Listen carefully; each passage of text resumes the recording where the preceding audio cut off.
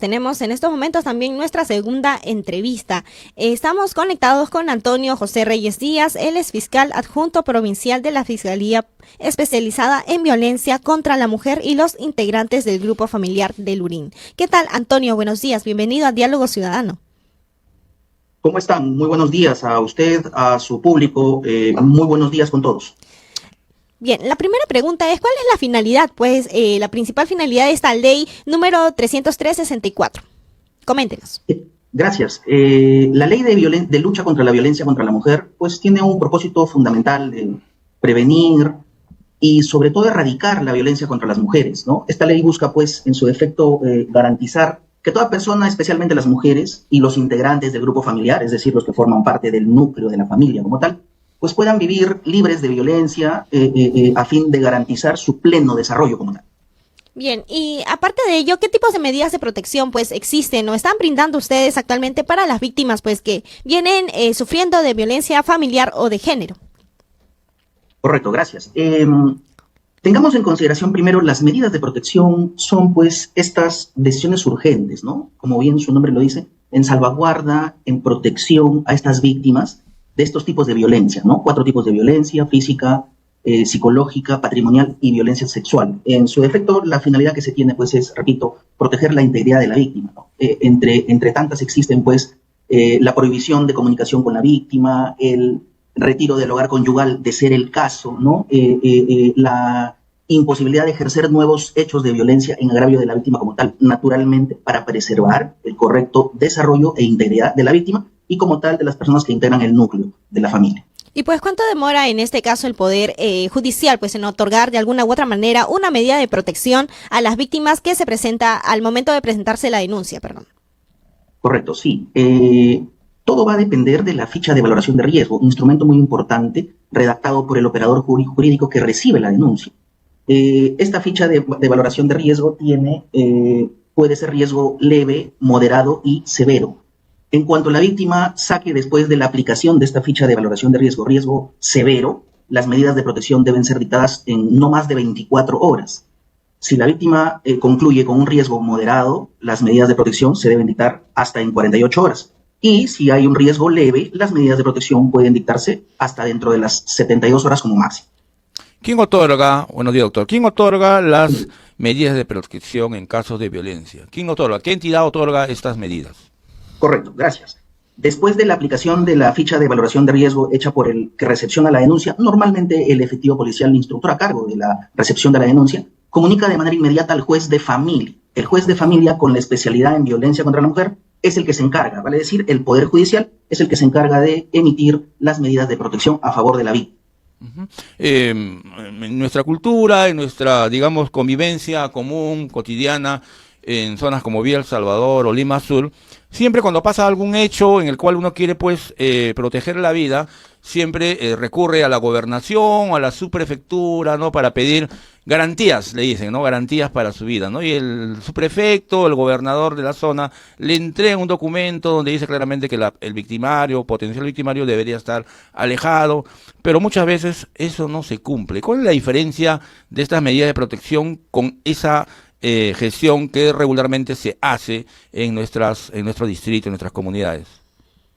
Correcto, gracias por la pregunta. A diferencia de las medidas de protección, las garantías personales, que pueden ser de carácter personal y de carácter real, implica pues la expedición de las mismas a cualquier persona, sin la necesidad de que tengan un vínculo como tal. A diferencia de las medidas de protección, que sí se va a requerir que haya un vínculo entre agresor y víctima. Por eso se indica expresamente en la ley de violencia contra la mujer y contra integrantes del grupo familiar como tal, porque se va a requerir de este vínculo. El vínculo llega hasta el 4º grado de consanguinidad o 2º de afinidad, en cuanto a la relación como integrante del grupo familiar, y también en mérito a la violencia contra la mujer propiamente por su condición de tal. Repito, a diferencia de una garantía personal expedida por la subprefectura, que no importa el vínculo, sino corroborar que hay alguna amenaza de muerte a fin de que el gobernador o subprefecto pueda evaluar y pueda, en mérito a ello, expedir la garantía que corresponde. ¿Y qué mecanismos de seguimiento existen para que pues los agresores no se acerquen a sus víctimas?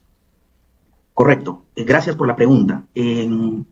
Muchas personas creen que con solamente que se expidan las medidas de protección basta y sobra. Efectivamente, sin embargo, todas las comisarías de todo nuestro país tienen una sección de familia y dentro de la sección de familia tienen un área encargada de las medidas de protección. El juez, cuando expide su resolución judicial con las medidas de protección, consigna y obliga a la localidad del sector donde tiene el domicilio la víctima realizar rondas preventivas cada cierto tiempo, a fin de verificar el cumplimiento efectivo de las medidas de protección. Recordemos que es un mandato judicial, y si el mandato judicial no se cumple, pues se incurre en delito de desobediencia y resistencia a la autoridad. Entonces, lo que hace la comisaría es, una vez recibida la resolución judicial, se constituye al domicilio de la víctima y del agresor para primero notificarles, porque tienen que estar notificados válidamente con la decisión judicial. Después de eso, cada 15 días o cada 20 días, de acuerdo al tipo de riesgo que la víctima presente, se realizan las rondas como tal a fin de verificar el estricto cumplimiento de las medidas de protección. Entonces, ¿qué medidas de sanciones podrían ustedes colocar a quienes incumplen las medidas de protección? Correcto. El artículo 368, disculpen que sea un poco técnico, pero tengo que serlo. El artículo 368 del Código Penal prevé una pena por el delito de desobediencia y resistencia a la autoridad, aún con el dictado de medidas de protección, una pena no menor de 5 ni mayor de 8 años. Repito, al tratarse de un mandato judicial, se tiene que cumplir en todos sus extremos. Si es que el agresor vuelve a incurrir en nuevos hechos de violencia, contraviniendo las medidas de protección, pues incurre en el delito de desobediencia y resistencia a la autoridad, repito, con una pena no menor de 5 ni mayor de 8 años. Está claro, doctor, que las medidas, ¿no?, de protección las dicta un juez, ¿no? Está claro también que viene la denuncia que entra a la comisaría, ¿no? Y es la comisaría, como usted señala, hay una sección de familia que es la comprometida y la obligada a atender estas denuncias. En ese proceso de, digamos, de las medidas de protección, ¿qué papel específico cumple la Fiscalía? Bien. Una vez que se dictan las medidas de protección por la urgencia, obviamente, el juez remite copia de todo el expediente judicial al despacho de la Fiscalía. No es que simplemente se quede con la expedición de las medidas de protección. Ahora lo que corresponde es iniciar el proceso penal por violencia contra la mujer. Recordemos que es un proceso especial. Primero, la recepción de denuncia y, a fin de salvaguardar la integridad inmediata de la víctima, la expedición de las medidas de protección. Para posterior a eso, el juez, repito, remite copia de todo el expediente judicial al despacho de la Fiscalía y Fiscalía procede a iniciar diligencias preliminares para verificar la comisión del delito de agresiones en contra de las mujeres o integrantes del grupo familiar. Y es en mérito ahí que empieza el proceso penal. Ahora, en caso de flagrancia delictiva, el efectivo policial da cuenta de manera inmediata al fiscal. Entonces, paralelamente se lleva a cabo la investigación penal por el delito de agresiones y también se remite al juzgado de violencia para la expedición de las medidas de protección. Cambia la figura cuando hay flagrancia delictiva por la urgencia de la detención del agresor y, en su defecto, cuando es trámite regular. Pero Fiscalía sí o sí investiga todos los hechos en los cuales se expiden las medidas de protección como delito de agresiones en contra de las mujeres y los integrantes del grupo familiar. Y Fiscalía es la entidad pues que denuncia, digamos, continúa la denuncia y pide, ¿no?, la pena, ¿no? Solicita. La pena de prisión, en este caso, estamos hablando de 7 a 8 años, ¿no? Y el Poder Judicial, en este caso el juez, ¿está obligado a hacerlo rápidamente o tiene que esperar lo que siempre criticamos, ¿no?, el tiempo de juicio que demora muchas veces? Conforme las convenciones internacionales, la CEDAW, la Convención Belém do Pará, y la propia ley de violencia contra la mujer, y ahora se exige a todos los magistrados, pues, la perspectiva de género. Eso implica que este tipo de delitos, naturalmente, deben ser realizados con toda la premura posible, a fin de tener en consideración que está en juego y en vilo la integridad de una víctima. Por lo tanto, se está en la obligación de darle el tratamiento preferencial a fin de que se pueda conseguir una sentencia ejemplar para que este tipo de delitos no vuelvan a realizarse. ¿Y qué medidas de protección ustedes brindan a las personas o a las víctimas, pues, que habitan en zonas rurales, que viven en zonas rurales? Bien, naturalmente todos los operadores jurídicos tenemos la obligación, en casos de violencia contra la mujer, participar. En algunas zonas rurales donde no existe como tal una fiscalía o un poder judicial con jueces de primera instancia o jueces de familia como tal, existe los juzgados de paz, que conforme a la ley de violencia contra la mujer y la atribución conferida por el Poder Judicial y también por mandato constitucional, los jueces de paz pueden expedir las medidas de protección. Pero alguien diría, necesitamos un reconocimiento médico legal de un médico legista.